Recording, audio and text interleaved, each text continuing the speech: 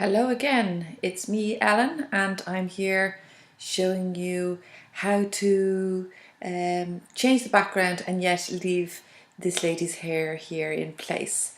So I'll just start it going here now, and what I'm first of all going to do is I'm going to create a duplicate layer. I always like to keep one duplicate layer anyway in case I make a mistake so I can go back to it. And I'm going to desaturate the top one. I'm not using channels because this is a quick version. So I'm going to just use my levels, and I'm going to make a big contrast between the black and the white as much as I can using the levels. So each time that you do this is different, so I really can only say to you that you just have to play around with it until you have a good contrast between the background and the hair, because it's the hair really that we're interested in. Okay, so what I'm going to do is now I'm going to dodge the background. So I'm just going to dodge around it. Now I've put the dodge onto highlights.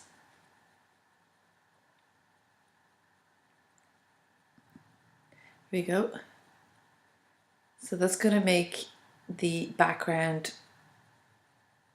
very separate from the strands of hair, which is what we're doing. Okay, then I'm going to go to her face and her body and everything, and I can either burn it or I can paint it black, because I really want the whole thing to be black and white. There we go, so I'm painted it's quicker.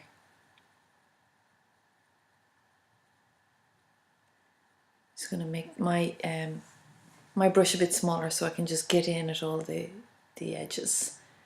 So just make sure you don't go outside the lines.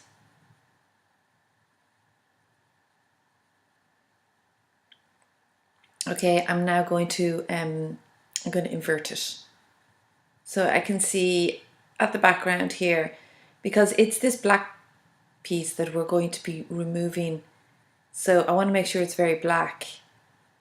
So I'm going to burn it, because when I burn the dark areas, then what happens is the hair is separated from it. So especially around this area. So when I burn it, it doesn't burn the highlights, which is the hair. It's much better than painting black and trying to fit in around it. So that's a quick tip. And I'm just going to go around the white area here and just clear that all up.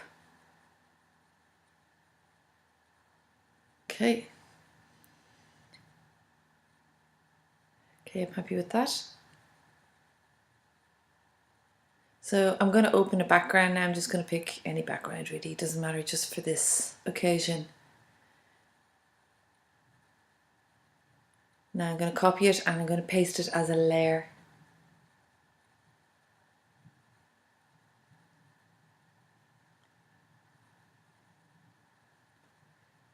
Okay, so now I have the original, I have the black and white version, and I have the background.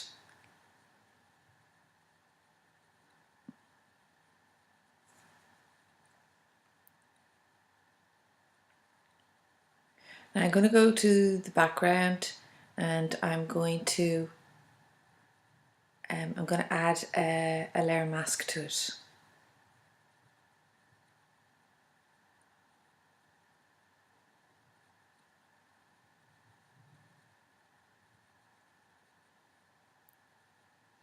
I'm going to make it white. Now I'm copying the black and white one and I'm going to paste it onto this layer mask that is attached to the original full colour. So as you can see there, the background disappeared and it's now black. Okay, now you can see the background there. So what I'm going to do is I'm going to merge it, anchor it down. And the reason why you can see through to the green is because this layer here, I have turned it off. So I've deleted it now. And you can see that the colour black there, her blouse is black and her hair is black. So it's a different black in tones to the background. So I'm going to want to change that. I'm going to go to the burn tool, and I'm going to burn on the original image that's highlighting it, like dodging it, so I don't want that. I want to darken it with the burn. So I'm actually working on the original image, and I'm just going to make my brush smaller. So I'm just doing this quickly now. You can take a lot more time to do it, but I just don't want to waste your time here, so I'm just doing it quickly. Okay, so you just go around all the grey. I will do it in more detail now, but you know, this is just to give you an idea. So you just go around it all on the original, because nothing else is going to show through because you've already made the mask from before. So it's just going to darken it.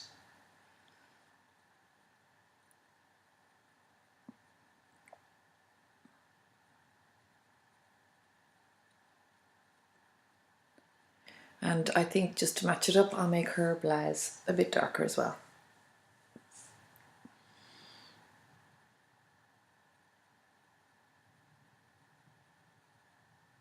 There we go. You can just play around with it and whatever way you fancy yourself.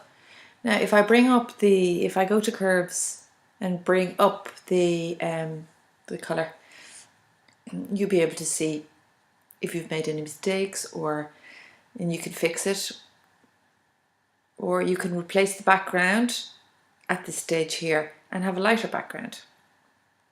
So I'm just going to merge this down, because I'm happy enough with that.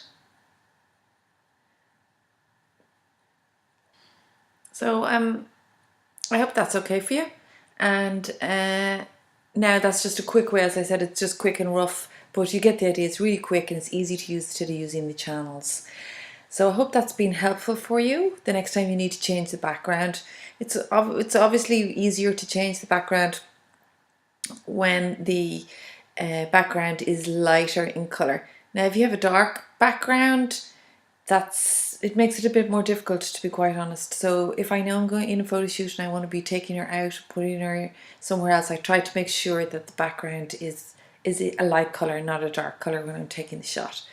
So otherwise, if I have a dark background and I want to make her hair fly out in that, then I use brushes, and I use hair brushes instead. So I would just remove the background and then add in the strands afterwards. So that's how I do it, and I hope you have fun trying to do it yourself too. Okay, take care. Bye.